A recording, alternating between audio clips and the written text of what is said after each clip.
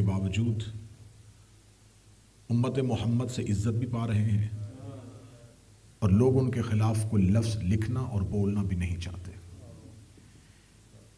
मैंने इब्तदा से गुफ्तगू शुरू की कि आखिर वो कौन से मुहर्रिकात थे जिसकी वजह से आज तक रसूल की औलाद का कातिल यहूदी या ईसाई नहीं बल्कि मुसलमान ही था।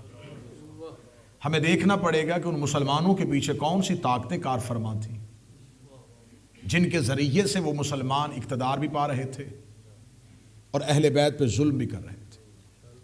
एक सादा सा कुलिया मेरी कौम के बच्चे हमेशा जहन में रखिएगा, जब हमारे आइमा किसी भी दौर के बादशाह से हुकूमत मांगते नहीं थे तो हर दौर का बादशाह हर दौर के इमाम को शहीद क्यों करता था? ये बात तो समझ में आती है कि हमें तारीख में ऐसे वाक़यात तो मिलते हैं कि दो बादशाहों के दरमियान हसूल हुकूमत और हसूल इक़्तिदार के लिए जंग हो, ये भी इक़्तिदार चाहता हो दूसरा भी इक़्तिदार चाहता हो और एक दूसरे पर गलबा हासिल कर ले अपनी ताकत के ज़रिए। तो ये होता है कि ये गालिब हो गया और ये मगलूब हो गया, ये जीत गया और वो हार गया, अब फतह इसकी है तो अब हुकूमत इससे मिलेगी। जब किसी भी दौर का इमाम उस दौर के हाकिम से ना हुकूमत चाहता था ना इक़्तिदार चाहता था और उस दौर के हाकिम को ये पता भी है कि ये नबी का बेटा है, ये नस्ल रसूल है, फिर वो उसके खून से अपने हाथों को रंगीन क्यों करता था? आखिर इमाम जब तकाज़ाए हुकूमत नहीं करते थे तो खिलाफत को डर किस चीज का था? इमाम जबरन बैयत भी नहीं करवाते थे, ऐसा भी नहीं था कि इमाम उसके मानने वालों को अपनी तरफ रागिब करें, ऐसा भी नहीं होता था। इमाम जबरन बैयत भी नहीं करवाते थे, हुकूमत के हसूल के लिए कोशिश भी नहीं करते थे और उन्हें यह भी पता था जो हम चाहते हैं ये नहीं चाहते, तो फिर वो उस दौर के इमाम को कत्ल करके इतना बड़ा गुनाह अपने सर क्यों लेता था? या इमाम को शहीद कर दिया जाता था या जिंदान में कैद कर दिया जाता था। अब मैं पूरी तारीख एक सत्र में पढ़ूंगा और उसके बाद गुफ्तगू खुलने लगी। ये इमाम जिंदान में नहीं भेजते थे, ये किरदार मुस्तफा को लोगों की नजरों से ओझल करते थे।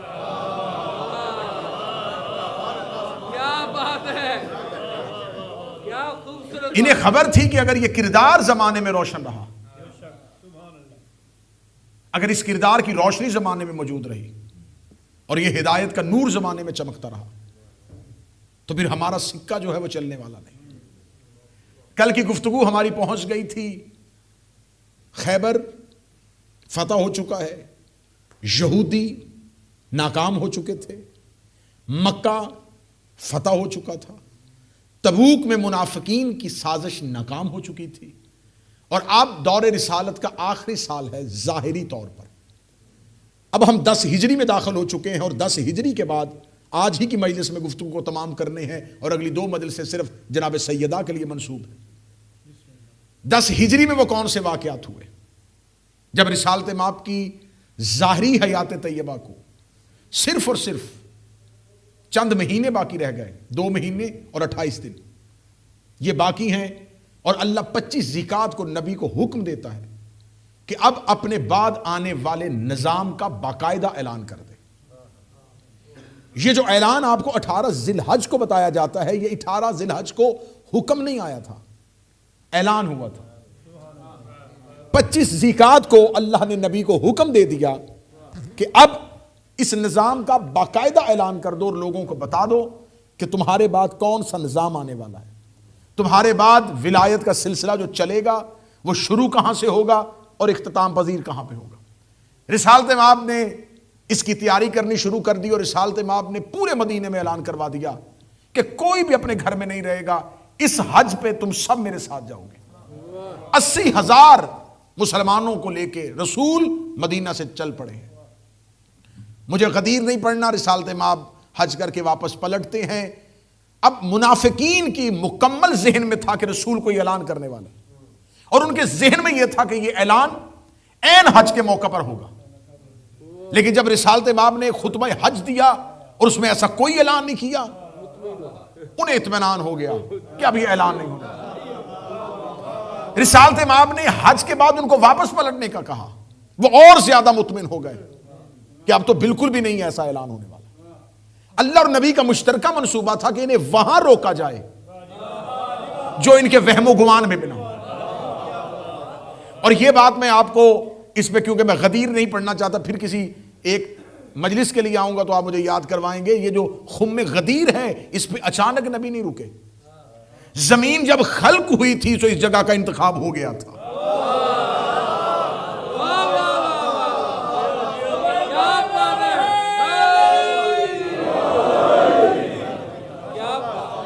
खिलकत जमीन के वक्त इस जगह का इंतखाब हो गया था कि यहां एक बहुत बड़ा ऐलान होने वाला है। जब रिसालत मां वहां पर पहुंचते हैं तो अब वही मुनाफिकीन का जो हजूम है, जिसे सूरह मुनाफिकून बार बार याद कर रही है, ये सारे के सारे आके देखते हैं कि रसूल रुक गए, क्या करने लगे। अब ये हजूम रसूल के गिर्द हो गया। अब यहां पर रिसालत मां को अल्लाह ने हुक्म दिया कि जमीन पर खड़े होकर यह ऐलान ना करना, क्योंकि मजमा ज्यादा है। अब जहन में यह रखिएगा कि अगर एक हजूम मिंबर के करीब हो और वहां से शोर होना शुरू हो जाए तो पीछे वाले लोगों तक आवाज नहीं जाती। रिसालत मां ने पालान का मिंबर बनाया और ऊंचाई पे चले गए। अब नीचे शोर भी होगा मिंबर के करीब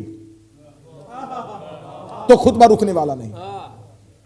रिसालत मां ने एक लंबा खुतबा दिया और सिर्फ उसमें मौला अली की विलायत का ऐलान नहीं किया, बल्कि मौला अमीर अल मोमिनीन से लेकर सरकार इमाम ज़माना तक आने वाले आइमा की इमामत का और हुकूमत का ऐलान कर दिया। मोहम्मद वाले, ये सिर्फ ऐलान विलायत अमीर अल मोमिनीन नहीं था, ये ऐलान विलायत आइमा मासूमीन अलैहिमुस्सलाम।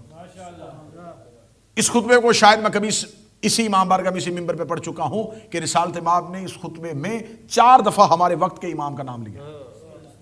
गैबत सुगरा पढ़ी है, गैबत कुबरा पढ़ी है, ज़ुहूर असगर पढ़ा है, ज़ुहूर अकबर पढ़ा है।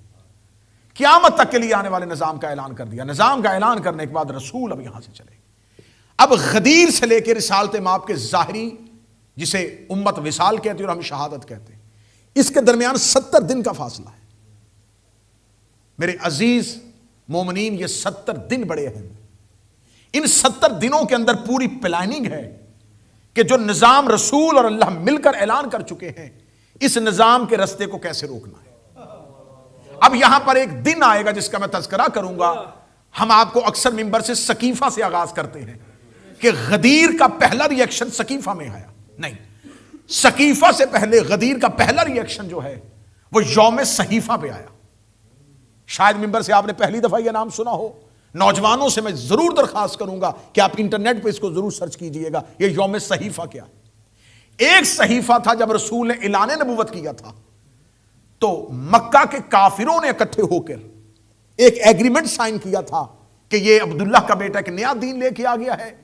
हम सब मिलकर एक मुश्तरका मंसूबा बनाते हैं और एक मुआहिदा करते हैं, जिसे एक तहरीरी सूरत में लिखा गया कि हम खानदाने बनी हाशम का सोशल बाइकाट करेंगे, इनके साथ तजारत नहीं करने देंगे, इनके साथ किसी को रिश्तेदारी नहीं करने देंगे, इनको घरों में महसूर कर दिया जाएगा, कोई गुलाम इनके घर नहीं जा सकता, कोई कनीज ये खरीद नहीं सकते, ताकि इनका ऐलान यहीं का यहीं रह जाए। एक वो सहीफा लिखा गया था जो मक्का के काफिरों ने लिखा था। अब वही काफिर जो थे वही कलमा पढ़ के मुसलमान हुए थे और वही तुलका की सूरत में इस्लाम में आ गए थे। जब रसूल गदीर से ऐलान करके चले गए तो हजूर यही 40 लोग वापस पलटे। वापस पलट के इन्होंने खाना काबा के करीब हजर अस्वद के करीब बैठकर 40 लोगों ने एक मीटिंग की और एक सहीफा लिखा, जिसकी बुनियादी नुक्ते ये थे, किसी भी सूरत रसूल के बाद इक्तदार अली के हवाले नहीं होने देना। दूसरी शर्त उसके अंदर लिखी कि अली इब्न अबी तालिब को रसूल के बाद इक्तसादी तौर पर, इफरादी तौर पर मुकम्मल कमजोर करना है, अली को तन्हाई का शिकार करना है। अली के बाकायदा एक लंबी चौड़ी फहरिस्त बनी कि हमने अब इस ऐलान विलायत को जो रसूल अभी करके गए हैं, इसका रास्ता रोकने के लिए क्या करना है। इस सहीफे को, इस दिन जिस दिन यह लिखा गया, उसे तारीख में यौम सहीफा भी कहते हैं और इसे कहते हैं सहीफा मलऊना। अमीर अल मोमिनीन ने अपने नहजुल बलागा के खुतबा शक्शकिया में यह बयान फरमाया है, कुरैश के 40 लोगों ने मेरी विलायत को रोकने के लिए एक मुआहिदा लिखा था। सरकार बाकिरुल अलूम ने भी इसके बारे में मुकम्मल तज़किरा किया, इमाम जाफर सादिक ने भी इसके बारे में मुकम्मल हदीस बयान किया। गुफ्तगू समझ में आ रही है सरकार? सकीफा से पहले तहरीरी तौर पर मुकम्मल प्लानिंग हुई। ये बिल्कुल ऐसा नहीं हुआ जो आपके जहन में है कि अचानक लोग इकट्ठे हो गए और उन्होंने खलीफा बना लिया। नहीं, पहले 40 लोगों ने, जो रईस थे, जो अपने अपने कबीलों के सरदार थे, उन्हें इस बात पे मुतमईन किया गया कि साथ हैं। 40 के 40 कबीलों ने कहा कि हम इकट्ठे होकर अली की हुकूमत का रास्ता रोकेंगे। रसूल के जाने के बाद हमने अली को मुसलमानों का हाकिम नहीं बनने देना। फिर ये लोग मदीना आते हैं और ये 70 दिन जो हैं वो इतने अहम दिन हैं कि इन 70 दिनों में मदीने में जो जय्यद लोग थे वो तो सहीफा लिख चुके थे। अब छोटे घरों में आके बाकायदा मीटिंग्स होनी शुरू हो गई कि अब तुमने किसी सूरत में अली की बैयत नहीं करनी, हम सिर्फ रसूल की आंखें बंद करने का इंतजार कर रहे हैं। इधर रसूल की आंखें बंद होंगी और उधर हम फौरन अपना खलीफा नामजद करेंगे। तुमने किसी भी सूरत में अली की हाथ में बैयत नहीं करनी। अब ये 70 दिन जो हैं वो अहले बैत भी देख रहे हैं, रसूल अल्लाह भी देख रहे हैं। इन 70 दिनों में तारीख इस्लाम में एक नया वाक़या रूनुमा होता है, जिसको मैं इसी इमाम बारगाह में शायद पिछले साल इन्हीं खमसा में उसका जिक्र कर चुका हूं, लश्कर उसामा। अब मुझे उसकी तफसील नहीं बयान करनी। रिसालत में आप एक लश्कर तरतीब देते हैं और इन्हें कहते हैं कि जाओ जंग के लिए उसामा बिन जैद बिन हारिसा की क़यादत में यहां से चले जाओ। अब रसूल लश्कर नहीं भेज रहे, वो लोग जिन्होंने मीटिंग्स की हैं उन्हें मदीने से निकालना चाहते हैं कि ये जो अली की हुकूमत का रास्ता रोकने की तैयारी कर रहे हैं, इन्हें मैं मदीना से निकाल दूं और निकालने के बाद जो अहले बैत अलैहिस्सलाम के मानने वाले उन्हें मदीने में रखूं, ताकि जब अली की हुकूमत कायम हो जाए तो इन्हें वापस मदीने पलटाऊं। लेकिन जब नबी ने उनको लश्कर के साथ जाने का कहा तो इन्होंने लश्कर में जाने से इनकार कर दिया और बाकायदा लश्कर को मदीना के बाहर जाकर रोक दिया। और रोकने के बाद इंतजार करते रहे, घर के अंदर से खबर लेते रहे कि रसूल की सेहत कैसी है, रसूल की तबीयत कैसी है। फिर ये आंखें खोल देने वाले इंकशाफात हैं, लेकिन हकाइक जब तक मिंबर से पढ़ेंगे नहीं तो हकीकतें लोगों तक पहुंचेंगी नहीं। रिसालत में आपको तबई मौत नहीं, रिसालत में आपको जहर दिया गया और उस जहर का असर जो था उसका सही बुखारी में तज़किरा आ गया कि आखिरी वक्त में रसूल को दवा पिलाई जा रही थी और रसूल हाथ मार के इनकार कर रहे थे। अगर उस दवा में शिफा होती तो नबी कभी इनकार ना करते। वो जिसने हर बीमारी में दवा के लिए हुक्म दिया है, शिफा के लिए, वो खुद इनकार ना करते। अब यहां पर एक नया वाकया रूनुमा हो गया कि एक तो लश्कर उसामा के साथ लोग गए नहीं और दूसरा वाकया हो गया कि रसूल ने कागज कलम मांगा और उसका इनकार कर दिया। और उसका इनकार यह कह के कर दिया गया कि हस्बुना किताबुल्लाह, हमें सिर्फ अल्लाह की किताब काफी है। रसूल को वो नुस्खा जो है वो नहीं लिख दिया गया। और आज तक उसका दिफा करने वाले कहते हैं कि उन्होंने कहा था कि बीमारी की हालत में, ज़ईफ़ी की हालत में इंसान जो है उसके जहन पे असर हो जाता है, तो शायद वो लोग इससे खौफजदा हो गए थे। हाँ, अगर रसूल खंजर या तलवार मांगते तो ये बात कहते तो समझ में आ रही थी। अगर ज़ईफ़ी पे किसी के दिमाग पे माज़अल्लाह असर भी हो तो उसे कोई खतरनाक चीज नहीं देते। क्या बात है। और कभी भी जिसके दिमाग पे ऐसा हमला हो वो कभी भी लिखने वाली चीजें नहीं मांगते। क्या बात है। अब जब रसूल कागज कलम मांग रहे थे तो जो मैंने एक गुज़िश्ता मजलिस में एक रवायत पढ़ी थी जिसमें कहा था कि गारे हिरा से हमने आते हुए देखा है कि उन्होंने जबरील को कहा था कि मुझे पढ़ना नहीं आता। तो जब रसूल कागज कलम मांग रहे थे तो जिसने ये रवायत कही थी उस बीबी ने आगे आके क्यों नहीं कहा कि आप कागज कलम क्यों मांग रहे हैं, आपको तो लिखना और पढ़ना नहीं आता।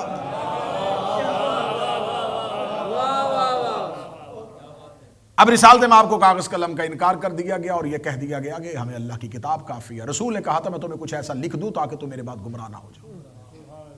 हम पर सवाल किया गया कि रसूल ने अगर लिखवाना ही था, मैंने इसी ब्रेडफोर्ड की मजलिस में कहा था और वो पूरी दुनिया में उस मजलिस को सुना गया और उसी के ऊपर एक मौलाना ने क्लिप बनाया कि इन्होंने अपनी मजलिस में कहा है कि रसूल ने कहा था कि मैं कागज़ कलम मांग रहा हूँ, और अगर किसी ने नहीं दिया था और अमीर अल मोमिनीन वहाँ पर मौजूद थे और उन्होंने एक बहुत, देखें जो होती है ना जहनों को मफलूज करने वाले दलाइल वो और होते हैं और जो अकलों को रागिब करते हैं वो दलाइल और होते हैं। जो जहन बंद कर देते हैं ना वो दलाइल। उसने दलील क्या दी थी उस मौलाना ने, उसने कहा कि इन्होंने अपनी मजलिस में कहा है कि रसूल ने कहा कि मैं तुम्हें कुछ ऐसा लिख दूं ताकि तुम मेरे बाद गुमराह ना हो जाओ। उन्होंने कहा इसमें दो सूरतें हैं, तीसरी कोई सूरत नहीं। ये कहते हैं कि रसूल ने कहा मैं तुम्हें कुछ अहम लिख के देना चाहता हूं और उस सहाबी ने कहा कि हमने नहीं लिखवाना। तो इन दोनों सूरतों में से एक सूरत है, या तो जो रसूल लिखवाना चाहते थे वो इतना अहम नहीं था कि सहाबी के इनकार पर रसूल खामोश हो गए। सहाबी ने कहा नहीं लिखवाना, तो रसूल ने कहा नहीं लिख। तो अब यह कसूर सहाबी का नहीं, यह इल्जाम रसूल पे आएगा, क्योंकि वो अल्लाह का पैगंबर है और उसे अल्लाह ने हुक्म दिया था कुछ लिख, और एक सहाबी ने कहा नहीं लिखना और उसने कहा नहीं। उसने अल्लाह का हुक्म टाल दिया और सहाबी की बात मान ली, तो इसका मतलब इल्जाम सहाबी पे नहीं, इल्जाम रसूल पे आएगा जिसने अपने ओहदे का ख्याल नहीं रखा और उसने नहीं लिखा।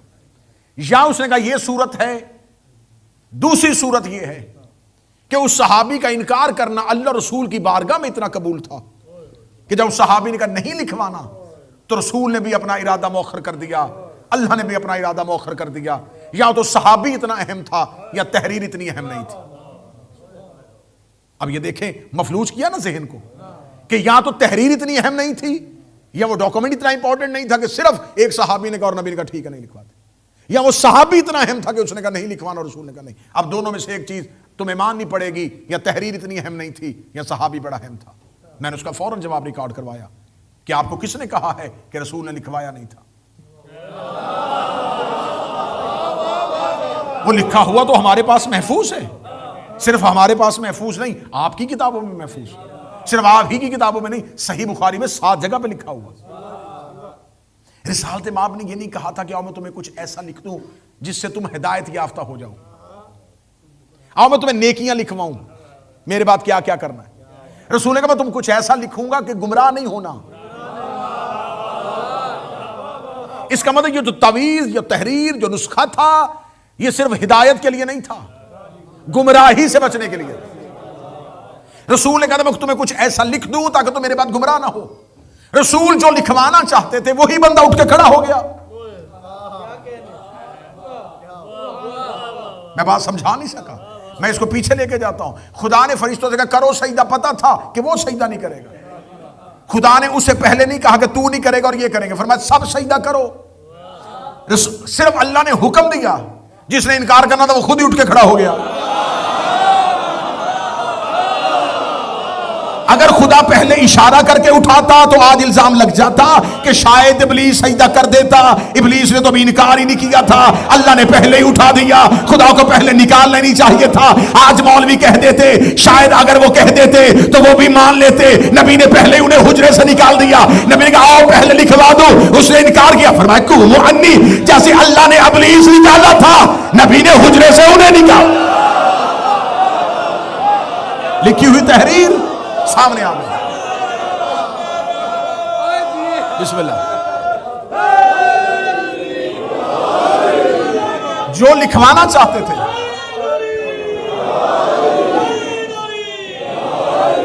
कितना अच्छा लिखवाया मेरे नबी ने, कितना अच्छा लिखवाया कि जो लिखवाना चाहते थे वो लिखा गया, देखा भी गया, पहचाना भी गया, लिखा गया। वो नबी ने कहा था तुम्हें कुछ ऐसा लिख दूं ताकि गुमराह ना हो। जिनके लिए लिखना था कि इनसे बचना,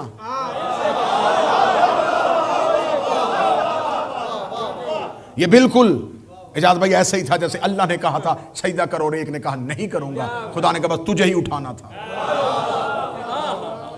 मैं फरिश्तों से सजदे नहीं करवाना चाह रहा था आदम, तुम्हें दिखाना चाह रहा था।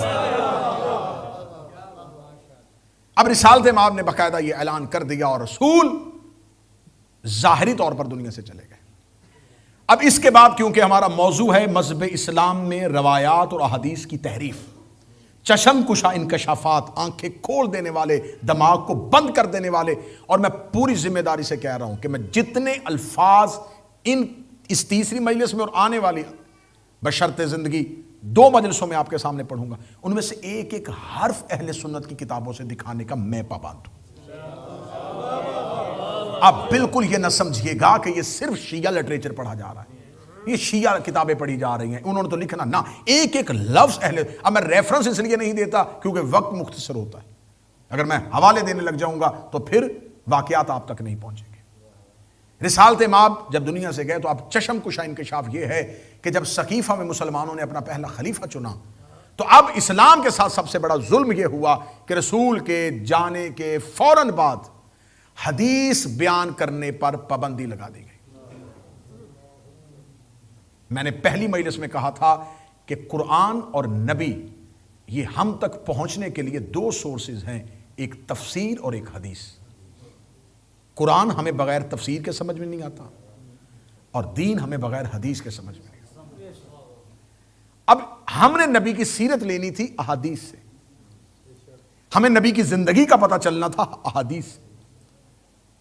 नबी के फौरन बाद पहले खलीफा के दौर में बाकायदा पाबंदी लग गई कि कोई भी नबी की हदीस बयान नहीं करेगा।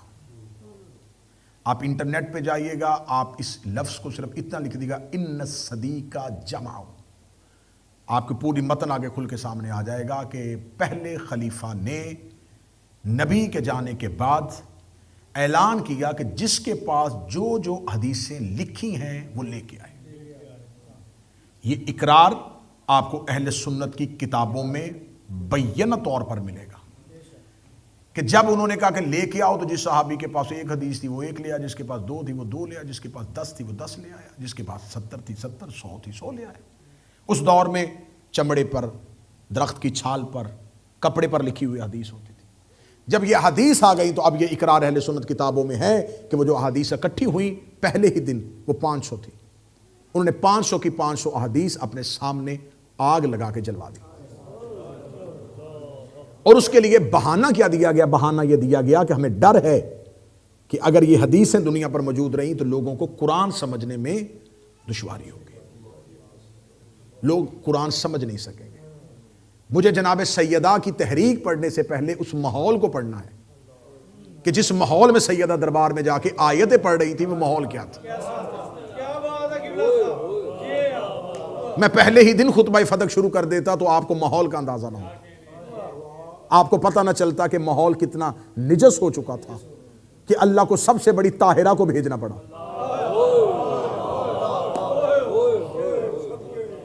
यह मैदान जंग का कवानीन में से कानून होता है कि हमेशा सामने वाला को देख के फिर मद्दे मुकाबल भेजा जाता है।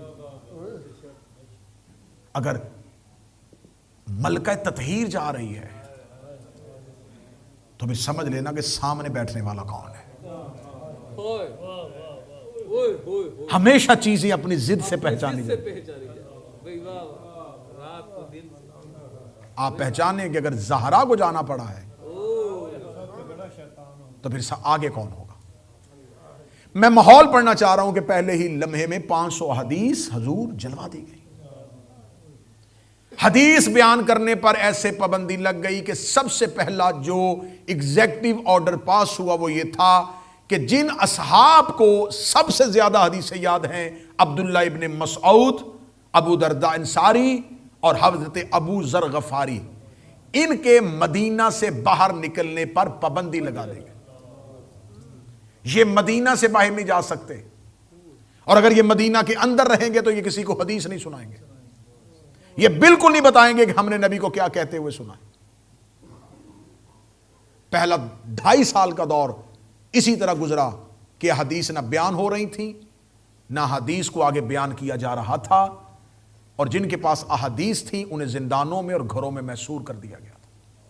इन 3 हस्तियों की मैं मेहनत बताने लगा हूं। इन्होंने पहले 2.5 साल पहले खलीफा का दौर नहीं, दूसरे खलीफे के 10 साल के दौर भी घरों में के अंदर गुजारे। 12 साल ये 3 सहाबी, इनके मदीने में निकलने पर पाबंदी थी। अगर कोई शख्स इनके पास खड़ा होता, दरबार में इतलाब मिल जाती, उस शख्स को गिरफ्तार कर लिया जाता कि तो इनके पास क्यों खड़ा था। अब यह दौर, पहला दौर गुजर गया और हदीसें नशर ही नहीं हो रही, दीन पता ही नहीं चल रहा। नबी क्या कह के गए थे, वजू के अहकामात क्या थे, गुस्ल के अहकामात क्या थे, सदका किसको देना है, ज़कात कैसे देनी है, ये तमाम निसाब जो 23 साल में नबी ने मुरत्तब किया था, जो आने वाले इस पहले दौर में आगे मुंतकिल होना था, वो हुआ ही नहीं। तो अब आप मुझ पे सवाल करें कि फिर ये जो हमारे पास इतनी हदीसें पहुंची हैं ये कैसे पहुंच गई हैं। हजूर यही तो मैं आपको लेके आना चाहता हूं कि जिन किताबों से आज हमें कहा जा रहा है यहां से अली साबित करें। हमारी किताब में तो नहीं लिखा, हमने तो कहीं मातम नहीं लिखा, हमारी किताब में तो कहीं नहीं लिखा कि अहले बैत मासूम है हमारी, तो हम बताऊं तो सही कि ये तुम्हारी जो किताबें हैं ये लिखी कहां पर गई हैं। हदीस बयान करने पर पाबंदी, हदीस नशर करने पर पाबंदी। क्या पहले खलीफा के दौर में सिर्फ? नहीं, दूसरे खलीफा के दौर में और ज्यादा सख्ती कर दी गई। बल्कि यहां तक लिखा गया अहले सुन्नत किताबों में कि दूसरे खलीफा अपने गवर्नर कूफा को जब भेज रहे थे तो कुर्ज़ा अंसारी को उसे भेजते हुए जब वो मदीना से बाहर आए तो उसे कहते, तुम्हें खबर है कि मैं तुम्हें मदीना से बाहर क्यों छोड़ने आया हूं? उसने कहा इसलिए कि आप मुझे एजाज बख्श रहे हैं कि मैं आपकी गवर्नरी के लिए कूफा जा रहा हूं। उसने कहा सिर्फ ये नहीं, मैं तुम्हें इसलिए भेज रहा हूं कि तुम जहां जा रहे हो वहां लोग नए नए मुसलमान हुए, खबरदार वहां पर नबी की कोई हदीस ना पढ़ना, नबी की कोई सुन्नत उनके सामने बयान ना करना, उन्हें सिर्फ कुरान पढ़ने देना। अब जब यह दौर चल रहा था और यह एक दौर चल रहा है, फिर इसके बाद तीसरे खलीफा का दौर आया। तो तीसरे खलीफा के दौर में 12 साल गुजर गए थे कानों को हदीस सुने हुए, 12 साल गुजर गए थे। और वो अली, उसके घर से निकलने पर पाबंदी थी। अमीर अल मोमिनीन मस्जिद में आके नमाज भी नहीं पढ़ा सकते थे। अली को घर के अंदर मैसूर किया हुआ था, फरादा नमाज पढ़ने के लिए अली कभी कभार मस्जिद में आ सकते हैं, लेकिन अली मस्जिद में बाजमात नमाज अदा नहीं करवा सकते। अमीर अल मोमिनीन के चंद असहाब अली के घर में अली के पीछे नमाज अदा करते थे। अमीर अल मोमिनीन घर में, अब ये अली घर में है नहीं, ये अली के घर का दरवाजा बंद नहीं हुआ, ये इल्म का दरवाजा बंद हो गया। ऐसा ही कहूं ना जी, हिदायत का दरवाजा बंद हो गया। मौजू पसंद है सरकार को। दरवाजा बंद हो चुका है और हदीस कोई बयान ही नहीं कर रहा, कहीं हदीस बयान नहीं हो रही। तीसरे खलीफा के दौर में सिर्फ ये नहीं हुआ कि हदीसें बयान करने पर पाबंदी हुई, तीसरे खलीफा के दौर में अहदीस बनाई जानी शुरू हो गई। किल्लत पड़ गई है, कहत पड़ गया है, हदीस है ही कोई नहीं। उन्होंने कहा ऐसे लोगों को बुलाओ जो हदीसें बनाएं, ऐसी हदीस बनाएं, ऐसी हदीस बनाएं कि उनको सोना चांदी दिरहम और दिनार तोल तोल किए जाते थे हदीसें बयान करने में। यह सिलसिला चलता गया। अहले सुन्नत के इमाम हैं, इमाम नसाई उनका नाम है। अहले सुन्नत की 6 बड़ी किताबों में से एक बड़ी किताब सुनन नसाई उनकी है। जहां जाके इंटरनेट पे सर्च कीजिएगा इमाम नसाई की मौत की वजह क्या बनी। अपने इमामों के बारे में पूछ लो, चले हमारे इमाम को छोड़ो, यह पता करो, मैं अहले सुन्नत से मुखातिब हूं कि इमाम नसाई की मौत की वजह क्या बनी। इमाम नसाई की मौत की वजह बनी, ये इमामुल मुहद्दिसीन था, इसे बड़ी हदीसें याद थी। ये दमिश्क गया, जब ये दमिश्क पहुंचा तो इसने देखा कि दमिश्क में मिंबरों पे अली को गालियां दी जा रही। गलियों में लोग अगर किसी को बुरी गाली देनी होती थी तो उसे अली के नाम से मुखातिब कर रहे हैं। यानी कि लफ्ज अली जो कुरान में इज्जत के तौर पे आया है, शाम में गाली के तौर पे दिया जा रहा है। ये बुजुर्ग था, इसने दमिश्क की मरकजी मस्जिद में तमाम शाम के उलमा और मुहद्दिसीन को बुलाया। उसे कहा आओ इकट्ठे होके, मैं तुमसे कोई खिताब करना चाहता हूं। मस्जिद उम्वी खचाखच भर गई। मदीना से इमाम नसाई आए हैं, उनका खुतबा सुनना है। जब सारी मस्जिद भर गई तो ये खवास बैठे हुए थे, अवाम नहीं बैठे हुए, उलमा मुहद्दिसीन बैठे हुए थे, मुफ्ती बैठे हुए थे। उसने मिंबर पे जाकर अली के फजाइल पढ़ने शुरू कर दिए। शाम के कानों ने कभी अली का फजाइल सुना ही नहीं था, क्योंकि ये किसके फजाइल पढ़ रहा है, किस अली की बात कर रहा है। और वो हदीस पे हदीस रसूल की, हदीस पे हदीस, हदीस मैंने नबी को ये कहते सुना, नबी ने ये कहा, सनद के साथ नबी की हदीसें अली की शान में पढ़ रहे। अगले दिन फिर लोग आए, उन्होंने फिर अली पढ़ा। 3 दिन में उन्होंने 180 हदीसें शाम वालों को अली की शान में सुनाई। आज भी वो 180 हदीसों पर मुश्तमिल इमाम नसाई की किताब है खसाइल अली, उर्दू में भी उसका तर्जुमा हो चुका है। 30 दिन खबर पहुंच गई कि ये तो अली के फजाइल पढ़े जा रहे हैं। तो बनी उमैया के करंदे और बदमाश नौजवान आगे आके बैठ गए, उसे खड़े होकर सुन इमाम नसाई, 30 दिन हो गया हम तेरी जुबान से सवाए अली के कुछ नहीं सुन रहे। हाकिम शाम के बारे में कोई हदीस सुना, ये हकीकत है, मैं तुम्हें नसाई की मौत सुनाने लगा। हाकिम शाम के बारे में कोई हदीस सुना। उसका किसके बारे में? उसका मुआविया बिन अबू सुफियान के बारे में। उसका मैंने नबी से कोई हदीस नहीं सुनी। उन्होंने कहा हम तुम्हें मिंबर से नहीं उतरने देंगे, कोई हदीस सुना। 30 दिन है तो हमारी मरकजी मस्जिद में बैठ के अली के फजाइल पढ़ रहा है। उसे थोड़ी देर करी आंखें बंद की, उसने कहा हाँ मुझे एक हदीस याद आ गई। हाँ वो हदीस थी, बकायदा हदीस थी। उसने कहा मैंने सुना है कि मुस्तफा, और सनद पढ़ी हदीस की। सनद पढ़ने के बाद उसने कहा मैंने मुस्तफा की ये हदीस सुनी है बेहतरीन सनद के साथ कि नबी ने फरमाया था कि अल्लाह तेरा पेट कभी ना भरे, तेरा शिकम कभी शेर ना हो। बस उसने ये हदीस बयान की और उन्होंने उसको जमीन पर गिराया और गिरा के उसको इतना मारा कि जख्मी हालत में सिर्फ मक्का तक पहुंचा और मक्का जाके उसकी मौत हो गई। यानी कि अपनों में से भी कोई अगर अली पढ़ता था तो वो इमाम ही क्यों ना हो, उसे मजमे के अंदर मारा जाता था। जाओ जाके पूछो कि मुस्तदरक हाकम, जिसकी किताब बहुत बड़ी है अहले सुन्नत की, हाकम नेशापुरी की मौत की वजह क्या बनी थी? फजाइल अली। आप कहें यार उस दौर के लोग कैसी बातें करते थे, जो अली पढ़ता था उसे मार दिया करते थे। तुम 2025 में आ जाओ,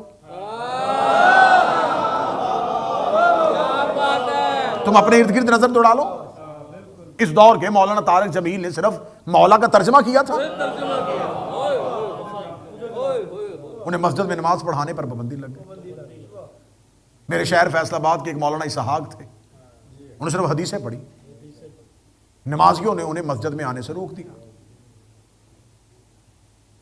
तो आज भी वो लोग मौजूद हैं, आज भी वो मुजाहिदीन मौजूद है। मेरा सलाम उन अहले सुन्नत को जो अपने मनहज पर रहते हुए भी अली पढ़ रहे हैं। क्या बात है। तो ये तज़किरा मैं इसलिए कर रहा हूं कि ये माहौल इतना निजस हो चुका था। अब एक लाइन ये है कि ये पूरी खिलाफत का दौर तीसरी खिलाफत तक पहुंच रहा है और हदीस कोई बयान नहीं हो रही और झूठी हदीसें बनाई जा रही हैं। इतनी झूठी हदीसें बनाई जा रही हैं, इतनी झूठी हदीसें बनाई जा रही हैं कि लोग लाइन पे लगे होते थे कि मुझसे हदीस लो और आगे से उसको नवाजा जा रहा होता। फिर इधर दूसरा मौजू जो था वो क्या हुआ कि दूसरी खिलाफत, क्योंकि पहली खिलाफत का दौर तो शोरश में गुजर गया, जब दूसरे खलीफा का दौर आया तो अब यहां पर इस वाक़े को जरूर ज़हन नशीन कीजिएगा, ज़हनों को जरा जगाइएगा और यह हकीकत सुनिएगा।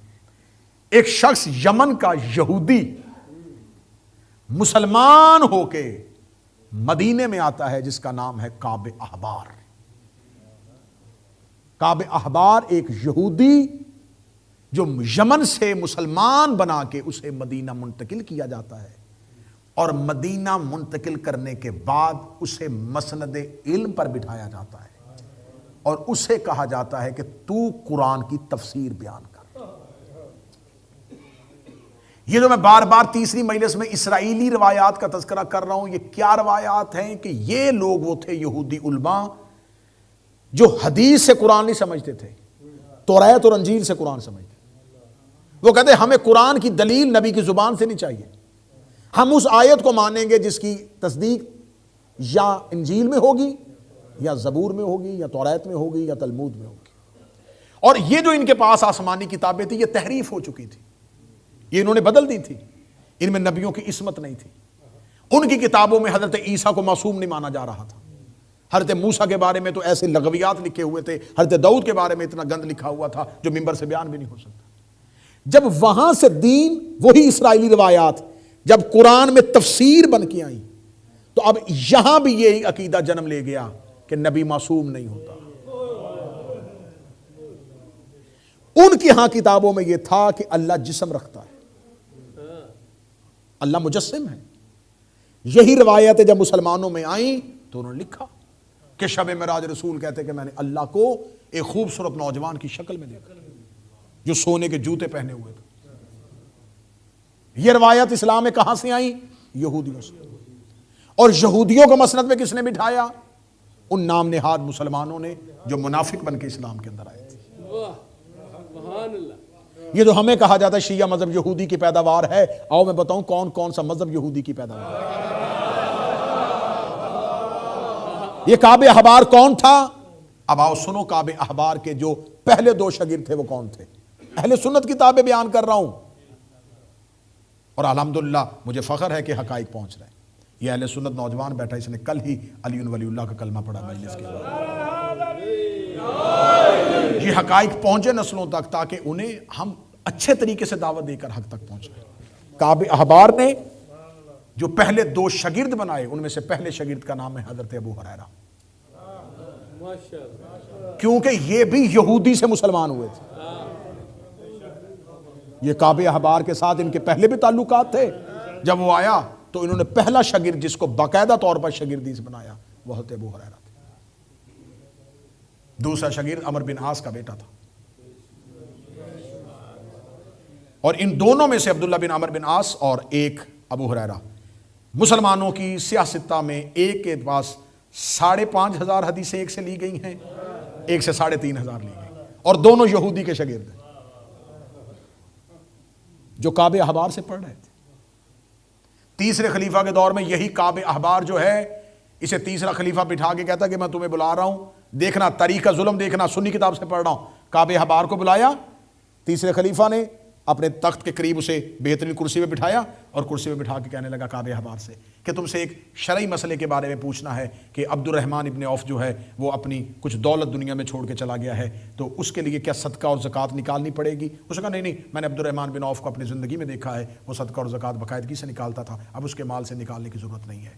जब काबे अहबार ने दरबार में यह मसला बताया, अबू ज़र गफ़ारी चीख मार के उठा, और अबू ज़र गफ़ारी ने पत्थर उठाया उस तरफ, है यहूदन के बेटे, तू बताएगा इस्लाम क्या है? यहूदिया मां के बेटे, तू बताएगा कुरान क्या है? खबरदार कुरान की गलत तशरीह न कर। हज़रत अबू ज़र गफ़ारी ने कुरान की तशरीह करनी शुरू कर दी और काबे अहबार कुर्सी में बैठा रहा, और जिसको नबी ने कहा था कि जमीन और आसमान पे इससे ज्यादा सच्चा कोई नहीं, उसे धक्के मार के दरबार से निकाल दिया। जाओ, ये मेरा पैगाम जहां जहां मेरे अहले सुन्नत भाई हैं उन तक पहुंचाओ कि नबी ने फरमाया था कि जमीन 4 लोगों की वजह से कायम, जन्नत 4 लोगों का इंतजार कर रही है।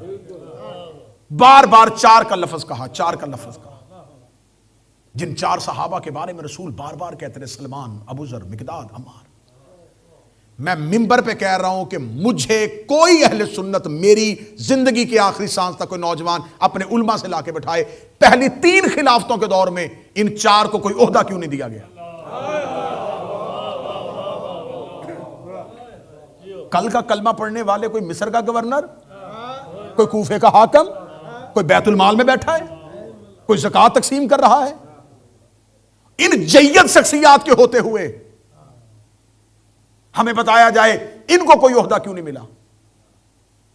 अबू ज़र को मदीने में कोई बाकायदा ओहदे पे क्यों नहीं बिठाया गया? सलमान को किसी जगह का मशीर बना के क्यों नहीं भेजा गया?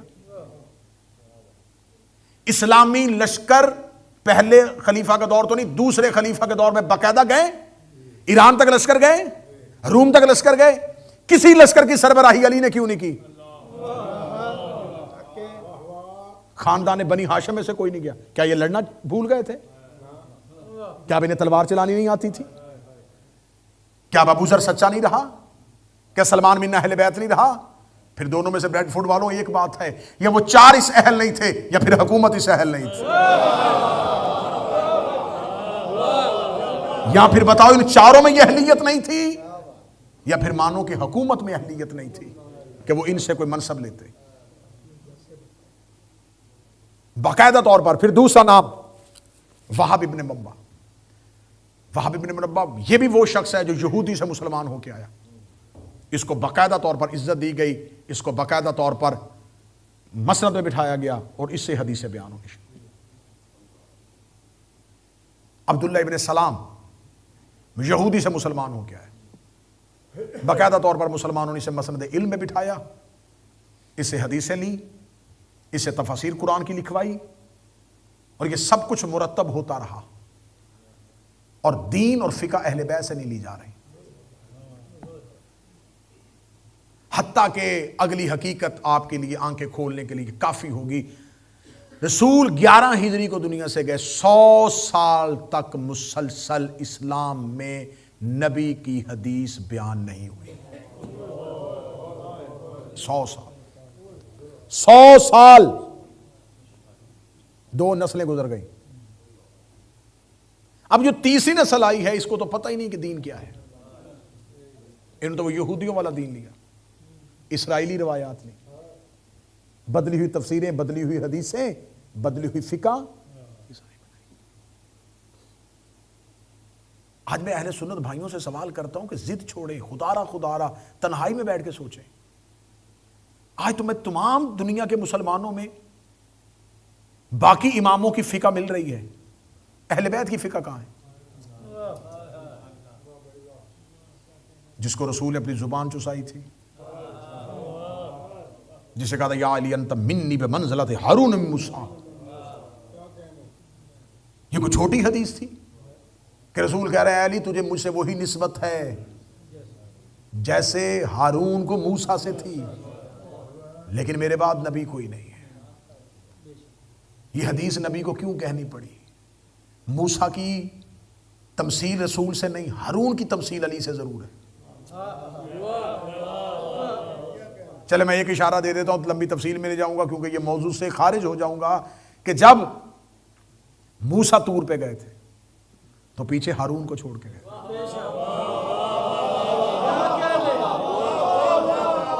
अगली सतर आपकी दाद के लिए कहने लगाऊं, और उम्मत ने हारून को छोड़ के बछड़े की पूजा शुरू कर दी।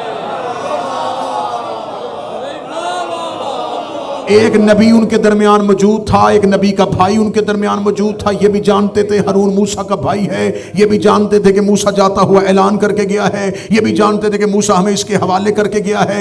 इतना जानने के बावजूद उन्होंने हारून के बदले में कोई इंसान सामने नहीं किया, कोई काबिल कदर बंदा सामने लेके आए, कोई अहले इल्म सामने नहीं लेके आए। उन्होंने एक जानवर की पूजा करनी शुरू कर दी। अल्लाह जब किसी कबीले पर, किसी नस्ल पर कहर नाज़िल करता है तो उन्हें अपनी हुज्जतों से निकाल के जानवरों के आगे सजदे करवा देता है, उन्हें सामरी के बछड़े की पूजा शुरू करवा देता है। खुदा का सबसे बड़ा यह कहर होता है, खुदा जब किसी उम्मत पे नाराज होता है उन्हें अपनी हुज्जतों से महरूम करके जानवरों के आगे सजदा करने में मजबूर कर देता है। यही वजह थी जब सलमान मोहम्मदी बाजार से गुजर रहे थे तो दरबार में किसी की बैयत हो रही थी। सलमान भाग के अली के पास गया, कहने लगा या अली आप घर में बैठे हैं, वहां उसकी बैयत हो रही है।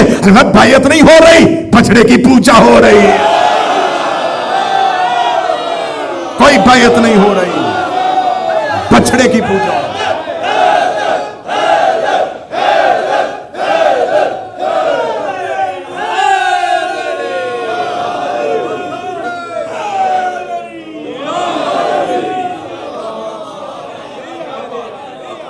ये सब हुकूमत से प्यार करने वाले थे।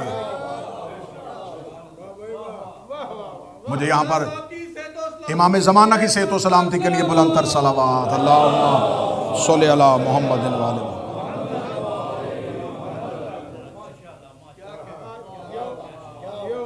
और मुझे जुमले याद आ गए यहाँ पर बाबा साईं मखदूम सबतैन नकवी साहब के। उन्होंने अपनी किताब नूर सबतैन पे लिखा है कि ज़ात से प्यार करना और होता है, सिफात से प्यार करना होता है। सिफ्त से नहीं, ज़ात से प्यार करो। सिफ्तें बदल जाती हैं, ज़ात नहीं बदलती। एक बेहतरीन वकील होता है, जब तक वकील है तब तक उसकी सिफ्त है। वकालत छोड़ दी, सिफ्त खत्म हो गई। तबीब है, डॉक्टर है, इंजीनियर है, खतीब है, जाकिर है, सिफ्त से प्यार ना करो, ज़ात से प्यार। यही वजह तो अली ने कहा था कि मैं तेरी सिफ्त की वजह से तुझसे मोहब्बत नहीं कर रहा, क्या बात है, मैं तू इस अहल है। इस जुमले पर मजलिस इजाज भाई तमाम हो जाए। अल्लाह अरशद भाई को सेहत दे। मैंने इस लफ्ज पे के अली फरमा रहे हैं कि तू इस अहल है। अब इतना मजमा बैठा हुआ, 2025 है, 12 साल की मेरी और आपकी मुलाकातें, हम एक दूसरे को नहीं समझते कि कौन किस अहल है।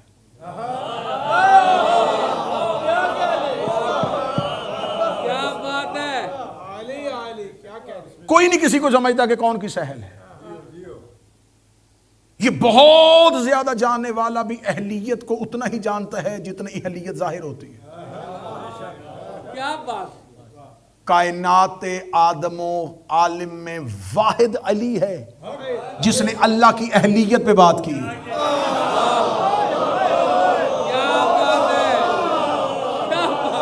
किसी ने उसकी अहलियत पे बात नहीं। उसने सजदा भी उसे किया जिसे अहल पाया। तो जो सजदा करने से पहले अहलियत देखता है वो किसी ना अहल की बैयत कैसे कर सकता है।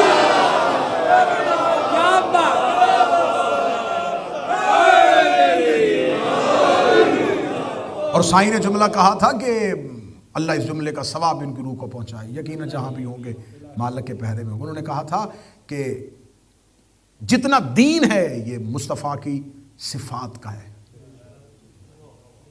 नमाज ज़ात मुस्तफ़ा से नहीं मिली, सिफा से मिली, क्योंकि रिसालत मोहम्मद रसूल अल्लाह, रसूल अल्लाह नबी की सिफ्त है, मोहम्मद नबी की ज़ात है। दीन रिसालत से मिला है, रिसालत ज़ात नहीं है, रिसालत सिफ्त है। लोगों ने नमाज सिर्फ से ली है, रोजा सिर्फ से लिया है, ज़कात सिर्फ से ली है, हज सिर्फ से लिया है। ये जितना दीन है ये सिफ्तों से मिला हुआ है। तो आप बताओ मोहम्मद की ज़ात ने क्या दिया है? लोगों ने जो दीन लिया है ये मोहम्मद की सिफात से लिया है। और जो मोहम्मद की ज़ात है, अली मोहम्मद की ज़ात का नाम है, हसन मोहम्मद की ज़ात का नाम है, हुसैन मोहम्मद की ज़ात का नाम है, अल फातिमा तो बस अतो मिन्नी, ज़हरा मोहम्मद की ज़ात का नाम। और हम सिफात से प्यार करने वाले लोग नहीं, हम ज़ात से प्यार, सिफात से प्यार करने वाले लोग आज तक ये सोच रहे हैं कि वजू टूटता कैसे है, गुस्ल होता कैसे है। क्या बात है। सिफात वाले ये ढूंढ रहे हैं कि एहराम कैसे बांधा जाता है, काबे के तवाफ के चक्कर इतने क्यों हैं, ज़कात इतनी क्यों दी जाती है। लेकिन जो ज़ात से मोहब्बत करते हैं वो ये नहीं सोच रहे, वो ये सोच रहे हैं अली की बैत क्यों नहीं की। क्या बात है। हसन से बैत क्यों मांगी, क्या बात। हुसैन से सवाल क्यों किया। हम ज़ात से जुड़े हुए लोग हैं, हम सफ़ात को मानने वाले सिर्फ नहीं, हम सिफात के साथ ज़ात को मानने वाले। अब ये पूरे का पूरा जो दौर था, ये दौर इतना निजस और इतना नापाक हो चुका था कि इलाही निज़ाम के मुकाबले पर बाकायदा एक निज़ाम तरतीब दे दिया गया था। अब वक्त बड़ा तमाम हो रहा है और इतना मैटर है कि मुझे समझ नहीं आ रही कि 2 मजलसों में मैं कहाँ जाऊँगा। मुझे याद ये था कि मैं इस मजलिस को आज यहीं पर तमाम करूँ और कल जनाब सैयदा के खुतबे पे आके अगली 2 मजलिसें जनाब सैयदा की बारगाह में हदिया करेंगे। बस यहाँ पर एक छोटा सा वाक़या मैं आपको कोट कर देता हूँ। पहले खलीफा का दौर है और पहले खलीफा के दौर में खालिद बिन वलीद एक लश्कर लेके जाता है, एक जंग यरमूक के लिए जब लश्कर निकलता है। तो जब ये निकलता है तो इसे इराक में, जहां पे आज करबला है, करबला से आगे जाएं तो एक जगह ऐनुत्तमर, जब ये ऐनुत्तमर, ऐन कुएं को कहते हैं, तमर खजूर को कहते हैं, कोई खजूरों वाला कुआं था जिसकी वजह से जगह मशहूर है ऐनुत्तमर। वहां पर खालिद बिन वलीद को गुजरते हुए एक कलीसा मिलता है, एक चर्च मिलता है जिसका बाहर दरवाजा बंद होता है, लॉक लगा होता है। वो उस ताले को तोड़ता है, जब दरवाजा खोलता है तो अंदर 40 बच्चे बैठे हुए, और वो 40 बच्चे जो थे वो आसमानी दीगर किताबों के हाफिज थे, ईसाई थे और उनको आसमानी सहीफे जुबानी याद थे, और वो सिर्फ रोमन्स या इब्रानी नहीं बोलते थे, वो अरबी भी जानते थे। ये इन 40 बच्चों को गिरफ्तार करता है और 40 बच्चों को गिरफ्तार करके, आप इसको भी गूगल पे जाके इंटरनेट पे लिखेगा ऐनुत्तमर का वाकया तो आपको पूरी डिटेल नीचे आ जाएगी। ये उन 40 बच्चों को लेके मदीने आता है और मदीने आकर ये 40 बच्चे मदीना के बड़े घरों में गुलाम बना के दे दिए जाते हैं। अब ये 40 बच्चे जो ईसाई थे, जिन्हें आसमानी यानी कि किसी ईसाई मदरसे से लेके आया था और एजुकेटेड थे, पढ़े लिखे थे, ईसाई तालीमात को जानते थे, और उस माशरे में आ गए, ऐसे माहौल में आ गए जिनको कुछ भी नहीं पता। इन बच्चों को मुसलमान किया गया, जाहिरी तौर पर इनको बता दिया गया अब ये मुसलमान हो गए, लेकिन उनके अंदर आसमानी किताबों का इल्म था। इन्हीं 40 ने बड़े होके इस्लाम पे फतवे दिए। ये 40 के 40 इस्लाम के स्कॉलर बने हैं।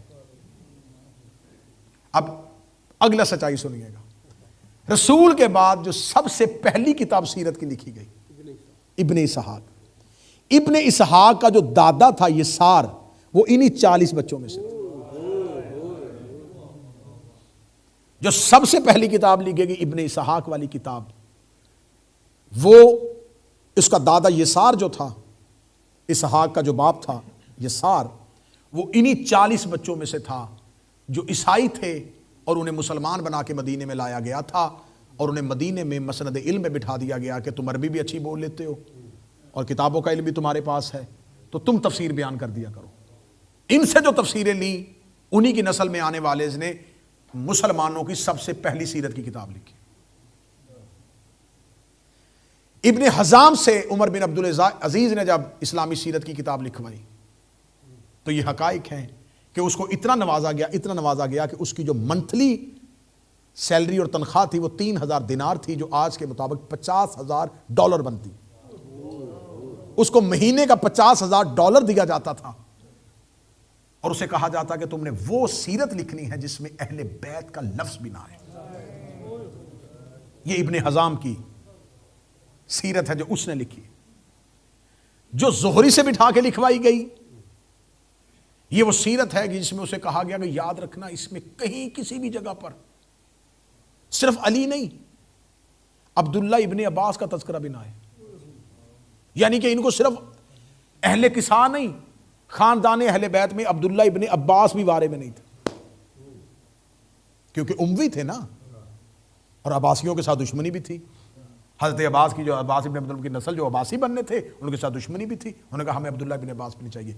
माविया बिन अबू सुफियान ने मदीना में आया था और इसने कहा कि अब्दुल्ला इब्न अब्बास को बुलाओ। अब्दुल्ला इब्न अब्बास इतना बड़ा जय्यद था, इतना बड़ा मुफस्सिर था, उसे बुलाया और माविया बिन अबू सुफियान ने कहा मुझे पता चला है कि तू अभी तक अली के फ़ज़ाइल पढ़ता है, खबरदार आज के बाद मैं तुमसे अली के फ़ज़ाइल ना सुनूं। इब्ने अब्बास का जुमला अहले सुन्नत तारीखों में है। जब माविया ने कहा कि मैं आज के बाद तुझे ज़ुबान से अली के फ़ज़ाइल ना सुनूं, इब्ने अब्बास ने कहा क्या मैं कुरान पढ़ना छोड़ दूं?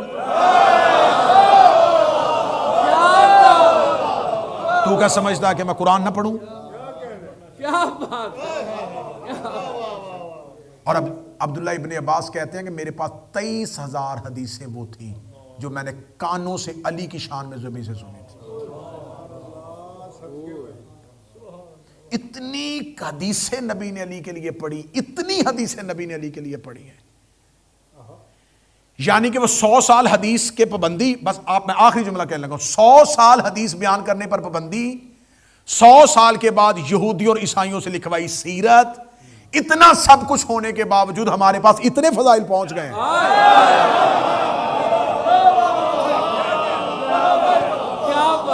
कि हम मिंबर पे हल्का सा पढ़ते हैं।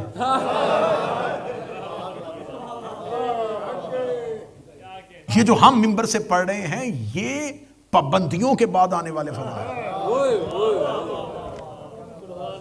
ये पाबंदियों से निकले हुए फजाइल। और नबी को पता था ये अली से बूझ रखते और नबी इन तक अली के फजाइल पहुंचाते कैसे थे। नबी ने एक दिन मौला अमीरुल मोमिनीन से कहा, ये अहले सुन्नत किताबों में वाक़या आया हुआ है। नबी ने मौला अली से फरमाया कि अली तुम सुबह जाना और आबादी से बाहर जाके सूरज तुमसे कोई बात करेगा। नबी ने ना मस्जिद में ऊंची आवाज में अली से ये बात कही। जो नमाज पढ़ रहे थे उन्होंने सुना। अब वहां से नमाज तमाम हुई, उन्होंने एक दूसरे से कहा कि हम नमाज पढ़ रहे तो सुन भी रहे थे। इसने कहा कि सूरज तुमसे बात करेगा। ये क्या हो गया, सूरज अली से बात करेगा। सुबह चलते हैं। अब अगर किसी को पता चले कि सुबह सूरज ने बोलना है तो कितनी दुनिया देखने के लिए जाएगी। ढेर लग गया लोगों का। गए और जाके कहा कि देखे सूरज अली से क्या बात करता है। सूरज तलू हुआ। अली ने फरमाया सलाम अलैका, तुम पर सलाम हो। सूरज की आवाज आई अलैका सलाम या अमीरुल मोमिनीन, या अव्वलो या आखिरो या ज़ाहिरो या बातिनो।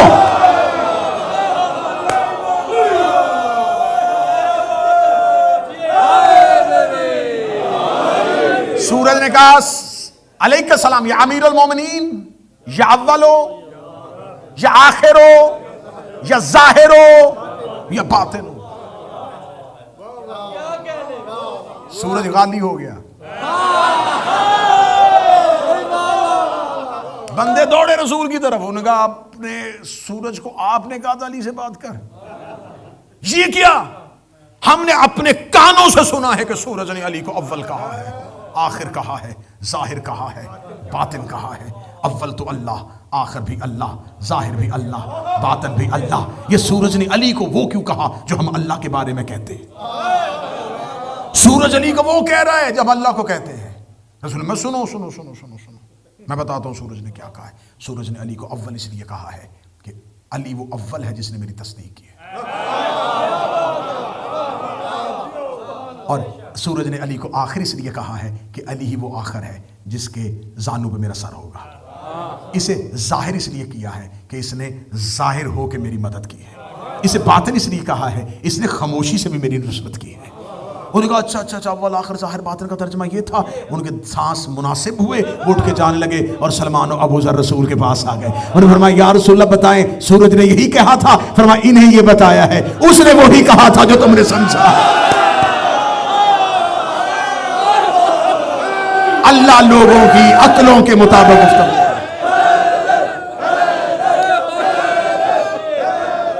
ये इनके लिए है।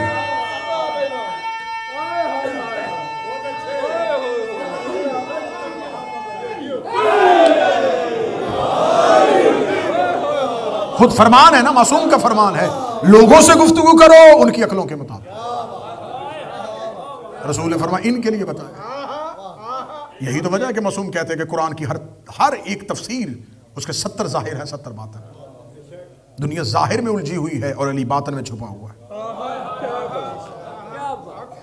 तुम कुरान के सफहात से अली ढूंढ रहे हो, अली कुरान की रूह के अंदर है। इतनी पाबंदियों के बावजूद ये दीन हम तक पहुंच गया, अली के फजाइल हम तक पहुंच गए, क्योंकि रसूल बहाने ढूंढते थे अली पढ़ने के लिए। रसूल को पता होता है जैसे मैंने मिंबर पे अली पढ़ने और सामने चेहरे बिगड़ जाने, कल को मस्जिद में रश कम हो जाएगा, लोग नहीं आएंगे क्योंकि ये अली बर्दाश्त नहीं करते। अब रसूल बहाने, मेरे पास एक लंबी फहरिस्त है, एक ऐसे मैंने हदीस को इकट्ठा किया है जिसमें रसूल अल्लाह ने बहानों से अली पढ़ा है। जैसा कि मैंने अभी ये कहा कि सूरज को सलाम कर देना। रिसालते में आप एक दिन बैठे हुए थे, कुछ सहाबा किराम बैठे हुए, उन्होंने कहा या रसूल अल्लाह कारोबार कर रहे हैं, मुनाफा नहीं हो रहा, हमारे लिए कोई दुआ फरमाए। रसूल ने फरमाया मैं तुम्हें एक ऐसे शख्स के बारे में बताऊं कि जिसका आज सुबह उसने बेचा भी कुछ नहीं, खरीदा भी कुछ नहीं और कमाया भी इतना है कि अल्लाह ने उसका सरमाया अपने अर्श पे महफूज कर लिया। या रसूलल्लाह वो कौन है? फरमाया वो अभी अभी अभी जो मस्जिद के दरवाजे के आगे से गुजरेगा। उनकी नजरें चली गई। कौन हो सकता है वो? नहीं नहीं नहीं, ये देखा ना, जल्दी नहीं करनी है। नजरें उनकी दरवाजे पे थी, कौन होगा? जब उन्होंने दरवाजे की तरफ देखा तो एक गरीब साहबी अंसारी, फटे हुए कपड़े, वो मस्जिद के आगे से गुजर गया। उसको गुजरते हुए देखा, उन्होंने रसूल की तरफ देखा, रसूल ने यही है। निशानी क्या बताई थी? किसने बेचा भी कुछ नहीं, खरीदा भी कुछ नहीं, तजारत इतनी अच्छी की है, इतना नफा हुआ है इसको कि अल्लाह ने इसके नफे को अपने अर्श पे भी महफूज कर लिया। उन्होंने कहा इसकी हालत तो नहीं बता रही, ये कोई मुनाफा कमा के है। दौड़े उसकी तरफ, अब ये बहाना है अली पढ़ने का। दौड़े उसके पीछे, उसको जाके कहने लगे रुक रुक रुक रुक रुक, सुबह कुछ बेचा है? कुछ नहीं।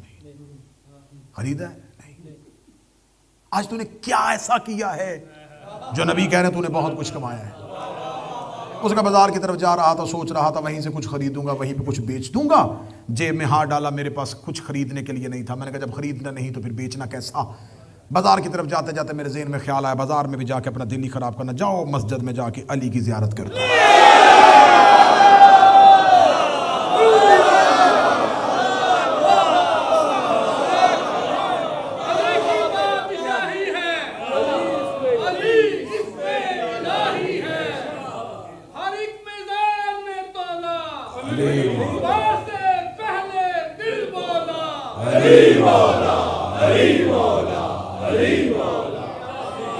जाता हूं जाके अली की ज़ियारत करता। मस्जिद में गया, अली बैठे हुए थे, बस एक लम्हे के लिए अली को देखा है, आंखों ने ज़ियारत की,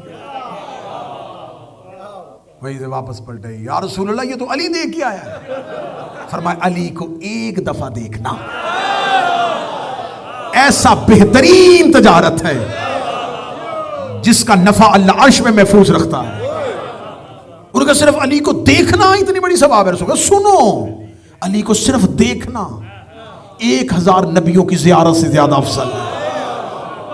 उनका अली को सिर्फ देखना, फरमा एक मरतबा जुबान से अली कहना 6 महीने की एतकाफ से ज्यादा अफजल है। उनका या रसूलल्लाह सिर्फ अली कहना, फरमाया एक बार जुबान से अली का नाम निकालना 700 कुरान जो मैं मोहम्मद ने पढ़ा हो।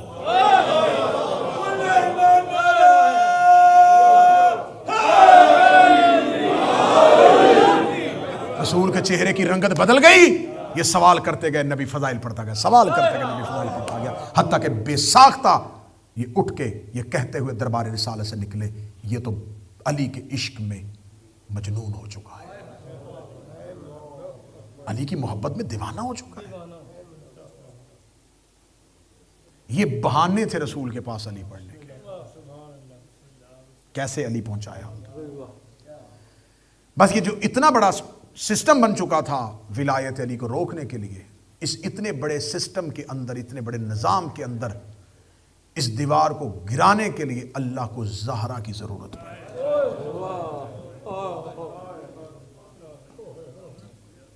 फातिमा, मैं तुम्हें कभी घर से बाहर जाने को न कहता, अब तू जा ताकि अली की विलायत महफूज हो सके। पहली बार घर से आई है, इस शान से आई है। 2 मजलिसें रह गई और मैं रोजाना जनाब सैयदा पढ़ रहा हूं, क्योंकि एक दिन नहीं रोई जो मैं एक ही दिन शहादत के अंदर सारे मुसाहिब पढ़ दूं। नबी के बाद जितने दिन जिंदा रही है सिर्फ रोती रही।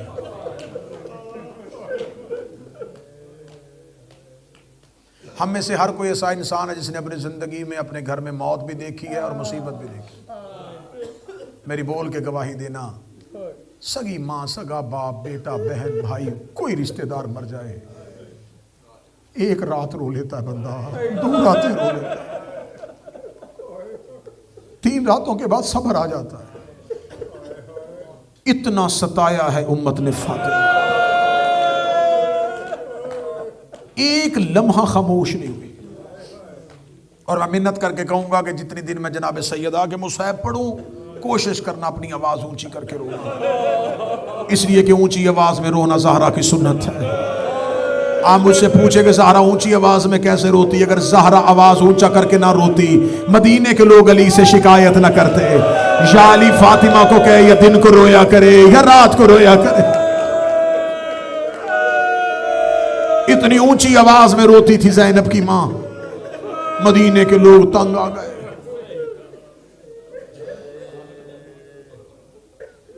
अरब के लोग ऊंट पालते थे, अगर ऊंटनी का बच्चा सहरा में रह जाता, वो सहरा में इतना चीखती थी, इतना चीखती थी, दूर दूर तक सहरा में उसकी आवाज जाती। दूर रहने वालों को पता चल जाता है कि किसी ऊंटनी का बच्चा रह गया है। जनाब सैयदा के नोहे पे है, रसूल के जाने के बाद मदीने में ऐसे रोई है जैसे सहरा में ऊंटनी बच्चे की जुदाई में रोती है। चीखे मार मार के रोया कर। बाबा के बाद सैयदा तन्हा रह गई। जनाब सैयदा रसूल के बाद जो पहली बार बीबी की चीखों की आवाज मदीने में गई, वो तब है जब बिलाल हबशी ने रसूल के बाद पहली बार जाके गुलदस्ता अज़ान पे कहा, अशहदु अन्ना मुहम्मद रसूलुल्लाह। बीबी ने हसरत करके कहा था, बिलाल अज़ान दे। जो ही बिलाल ने रसूल का नाम लिया, ज़हरा की चीखें बुलंद हुई। दौड़ते हुए हसनैन मस्जिद में गए, आवाज आई, बिलाल आहिस्ता अज़ान दे, आहिस्ता अज़ान दे। तेरी अज़ान सुन के हमारी अम्मा बेहोश हो गई है, हमारी माँ फातिमा को गश आ गया है। ज़हरा बीबी, तेरे मुसाहिब पढ़ते मैं जुमला पढ़ने लगा हूँ। बीबी, जैसे तूने मदीने में बाबे का नाम सुना, करबला में जब अकबर की अजान की आवाज आई है, ज़ैनब की आवाज आई है, कोई अकबर से कहे ऊंची अजान दे, मेरी सुगरा मदीने में सुन रही है। एक मुश्किल अजान थी जो ज़हरा ने बिलाल की जुबान से सुनी, एक मुश्किल अजान थी जो सैयदादियों ने अकबर के लहजे में सुनी। एक दिन जनाब सैयदा ने रोते हुए मौला अली से कहा, या अली, आपने जब मेरे बाबा को गुस्ल दिया था, मेरे बाबा के बदन में कुर्ता था, क्योंकि रसूल को कुर्ते समेत गुस्ल दिया गया। फरमाया, वो पैरहन मुझे दे सकते हैं? अमीर अल मोमिनीन वो पैरहन लेके आए। बीबी ज़हरा ने आंखों से लगाया, मौला अमीर अल मोमिनीन कहते इतना रोई ज़हरा, उसके बाद मैंने वो कुर्ता छुपा लिया। उसके बाद मैं कुर्ता ज़हरा को दिखाता नहीं था कि ज़हरा इस कुर्ते को देख के इतना रोती है, इतना रोती है, इतना रोती है। मैं हर मजलिस में कह रहा हूँ ये अहले बैत के मुसाहिब हर नस्ल में बदलते हैं, सिर्फ नाम तब्दील होते हैं, मुसीबतें ऐसी रहती हैं।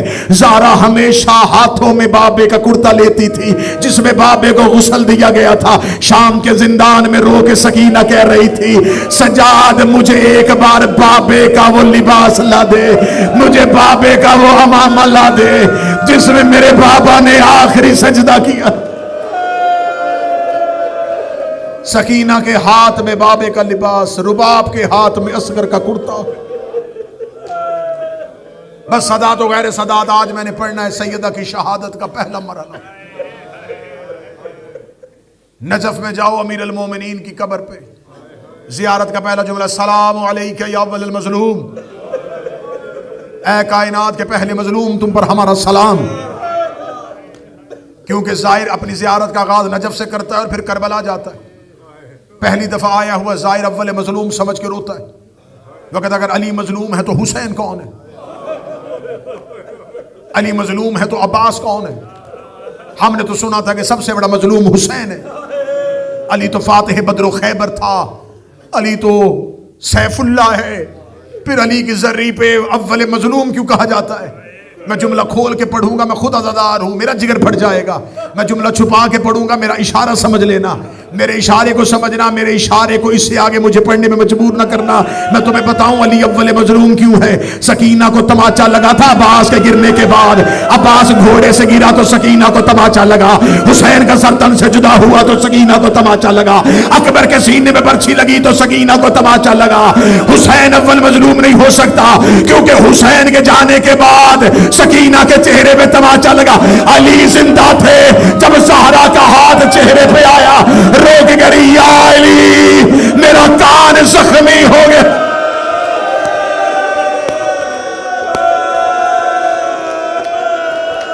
अजरुक मिनल्लाह, अजरुक मिनल्लाह, अजरुक मिनल्लाह। अल्लाह इन ऊंची आवाजों पर रहम फरमाए, जनाब ज़हरा तेरा रोना कबूल करे, सैयदा तुम इस गम के सिवा कोई गम न दे। अल्लाह मेरा और आपका शुमार जनाब सैयदा की गवाही देने वालों में फरमाए। मैंने खुद अपनी आंखों से रिवायत पढ़ी है। जनाब ज़हरा के जाने के बाद मदीने में बैठे हुए कुछ लोगों की आपस में बहस हो गई। कहते मर्द सबसे ज्यादा गरीब कब होता है। एक ने कहा तब होता है जब वो मकरूज हो जाए और कर्ज लेने वाला दरवाजे पे आ जाए। दूसरा कहता नहीं मर्द सबसे ज्यादा गरीब तब होता है जब औलाद मर जाए। तीसरा कहता नहीं मर्द सबसे ज्यादा गरीब तब होता है जब अल्लाह उस पर रिस्क के दरवाजे बंद कर दे। सारे इकट्ठे होकर अली के पास आए, या अली आप हमें बताएं मर्द सबसे ज्यादा गरीब कब होता है। अली फरमाते मर्द सबसे ज्यादा गरीब तब होता है जब उसकी ज़ौजा जख्मी हो रही हो और उसके हाथ मशीयत में बंधे हुए हो।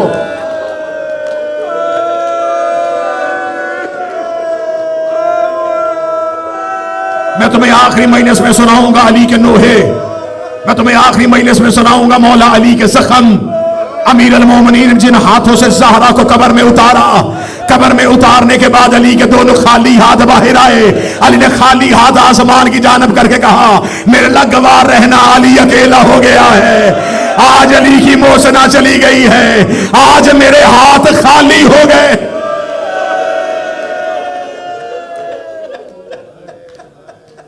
बस आज मुझे पढ़नी है सैयदा की पहली शहादत। दरबार में जख्मी पहलू के साथ गई थी, ये जहन में रखना। फतक मांगने पहले नहीं गई। रसूल के कब्र की मट्टी अभी गीली थी जब दरवाजे पे मुसलमानों का हजूम। किसी ने जाके दरबार में बताया कि अली के घर में इज्तिमा हो रहा है।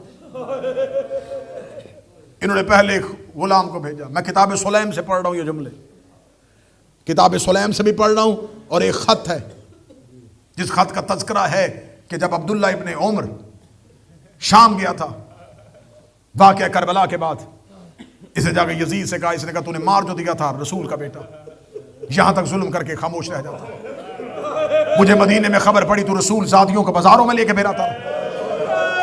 तो नबी की बेटियों को शराबियों के दरमियान से गुजारता रहा है।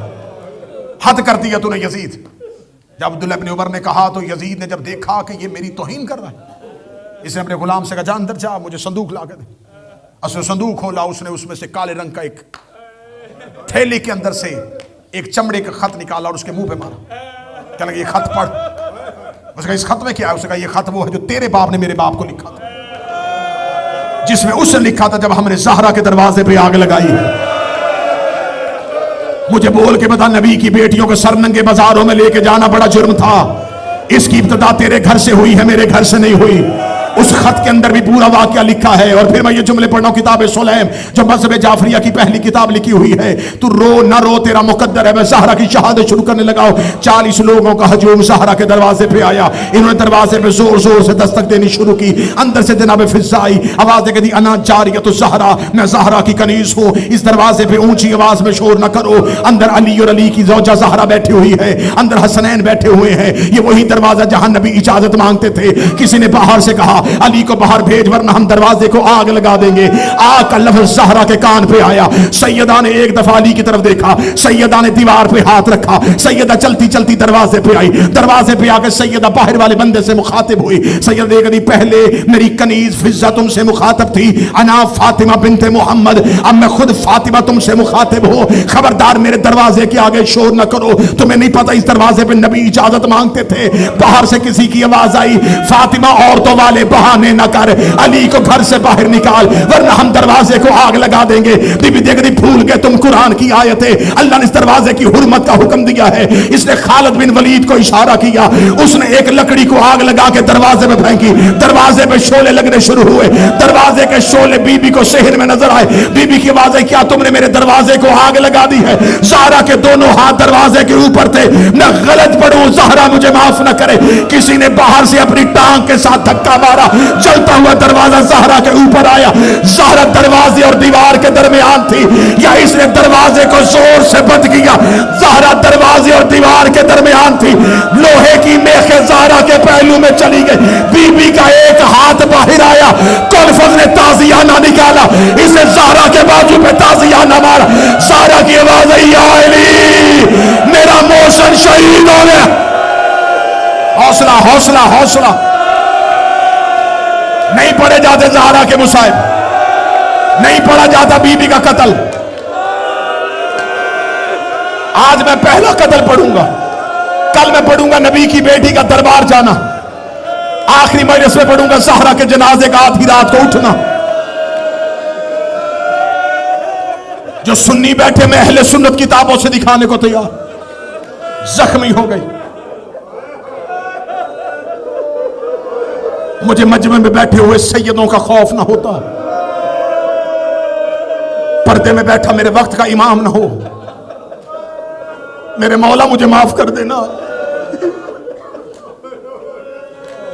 पसलियां कैसे टूटी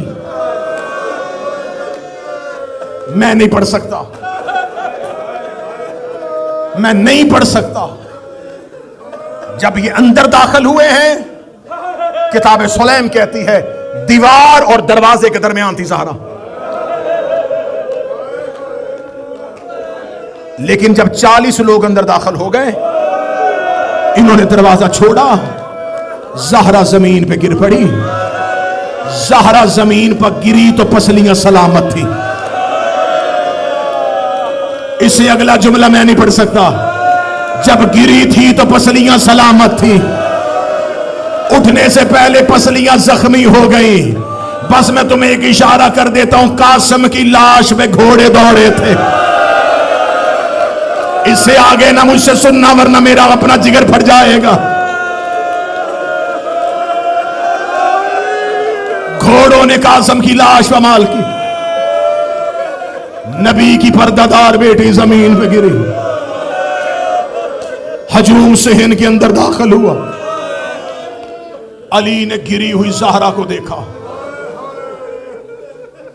अली ने पकड़ा इस शख्स का गिरेबान, जमीन पे मारा। अली ने इसकी गर्दन पे पांव रख के तलवार निकाली, क्योंकि पहली बार अली ने ज़हरा को ऐसे देखा था।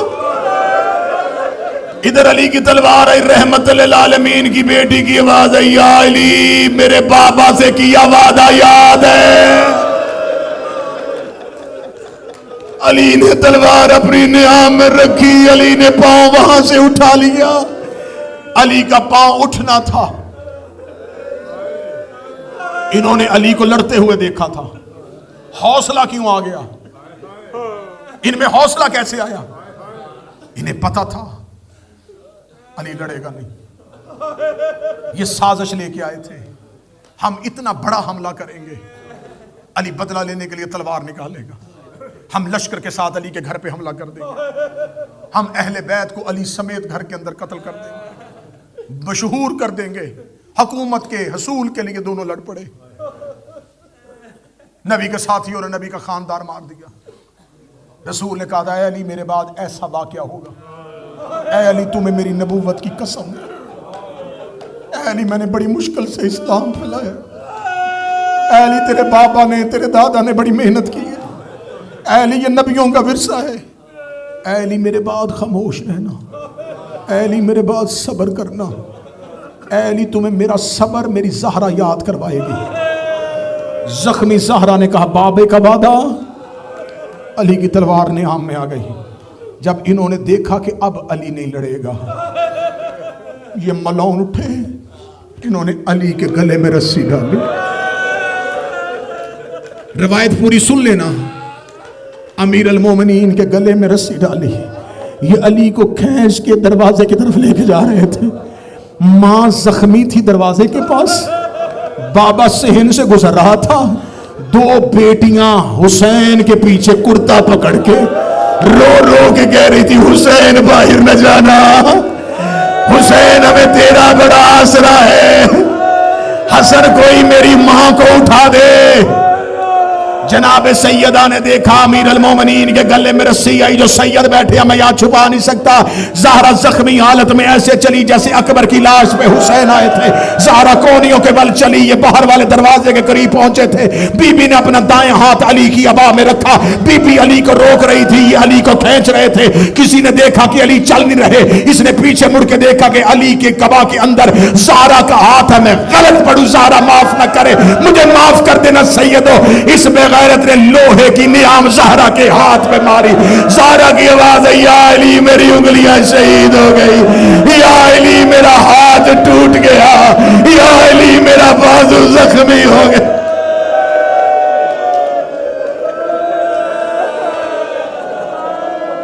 ये अली को लेके मस्जिद की जानब चले। सैयदा की पसलियां शहीद हो चुकी थी, बाजू जख्मी हो चुका था, हाथ टूट चुका था। मैंने सिर्फ ये जख्म पड़ा है, ये जख्म पड़ा है, ये पड़ा है। जो देख के सुन रहे हो तुम घर बिस्तर तक रोगे, अगला इशारा सुन लेना। मैंने अभी ये जख्म नहीं पड़ा, बस इसका इशारा यह है कि उस बंदे और अली के दरमियान ज़हरा खड़ी थी। अली की पीछे से आवाज आई, ज़हरा दरमियान से हट जा, ज़हरा दरमियान से हट जा। बीबी रो के कहती, नहीं या अली, मेरे बाबा को बचाने के लिए तू हिजरत में बिस्तर पे सोया। या अली, आप कभी बदर में लड़े, आप कभी ओहद में लड़े, आप कभी खैबर में लड़े, आप कभी खंदक में लड़े। जख्मी ज़हरा ने रोते हुई आंखों से अली की तरफ देखा, या अली मेरी मजबूरी है, मेरा भाई कोई नहीं है। आज मोहम्मद का कोई बेटा होता तुझे अकेला ना छोड़ता। मैं मोहम्मद की बेटी हूं, मैं तेरा दिफा करने के लिए दरमियान में खड़ी हूं। इधर ज़हरा दरमियान में खड़ी थी, या किसी मलाउन का हाथ उठा। सैयदा की आवाज आई, या अली, या अली मेरा दुर जमीन पे गिर गया। बस आखिरी लफ्ज कह रहा हूं, जब सैयदा को लेके ये मस्जिद की जानब पहुंचे, अली को लेके मस्जिद की जानब गए, जख्मी हालत में बीबी ने हसन और हुसैन का हाथ पकड़ा। ये मुसाहिब की रवायत आपको कोई नहीं सुनाएगा। हसन और हुसैन का हाथ पकड़ा, जख्मी हालत में मस्जिद के दरवाजे पे आई। एक हाथ में हसन, हुसैन जख्मी, रसूल की कमीज कांधे पे। बीबी की आवाज आई, खबरदार, अली को आजाद करो। वरना मुझे कसम है अपने बाबा की, मैं अभी अपने सर की चादर उतारूंगी, मैं रसूल का कुर्ता सर पे रख के बदुआ करूंगी। ये जुमला कह के जब बीबी ने देखा इन्होंने अली के गले से कपड़ा नहीं निकाला, सैयदा ने दोनों बच्चों के हाथ पकड़े कब्र रसूल की जानब चली। इधर सहारा कब्र रसूल की जानब चली, उधर मदीने में जलजला आना शुरू हुआ, मस्जिद नबी की दीवारों ने उठना शुरू कर दिया। इन्होंने कियामत के आसार देखे, इन्होंने अली के गले से रस्सी निकाली, अली दौड़ते हुए ज़हरा के पीछे आए। अली की बात, ज़हरा बद्दुआ न करना, ज़हरा बद्दुआ न करना। रोती हुई ज़हरा मोहम्मद की कब्र पे गिर गई, रो के कहती दुआ कर तेरी ज़हरा को मौत आ जाए। और आज मेरा घर लुट गया, मेरा दरवाजा जल गया, मेरा पहलू जख्मी हो गया, मेरा मोहसन मार दिया, मेरा बाजू टूट गया, मेरी उंगलियां शहीद। मातम